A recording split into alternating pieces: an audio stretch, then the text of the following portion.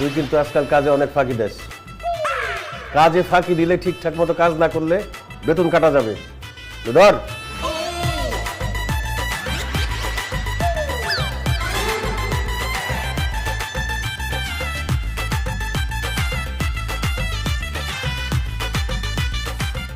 সকিনা, জি বড় মিয়া। তুমি কি এবারের কাজের মেয়ে থেকে বাড়িয়ালি হতে চাও? অবশ্যই হইতে চাই, কিন্তু আমি কাজের মেয়ে থেকে বাড়ি এলে কেমনি হব বড় মিয়া? ওরে ফকিরনি, স্বপ্নটাও ঠিক মতো দেখতে পারোস না। আমি কে? আমি এই বাড়ির বড় মিয়া। আমি যদি তোমাকে বিয়ে করি তাহলে তুমি এই বাড়ির বাড়িওয়ালি হয়ে যাবে। একদম ঠিক বলছেন বড় মিয়া, কিন্তু আপনি আমার মতো গরিব অশিক্ষিত মেয়েরে বিয়ে করবেন? আরে তোমার মতো অশিক্ষিত গরিবই তো আমার দরকার। শোনো, আমার জরুরি 5,000 টাকা দরকার। তুমি কি আমাকে 5,000 টাকা দিতে পারবা? যদি তুমি আমার 5,000 টাকা দাও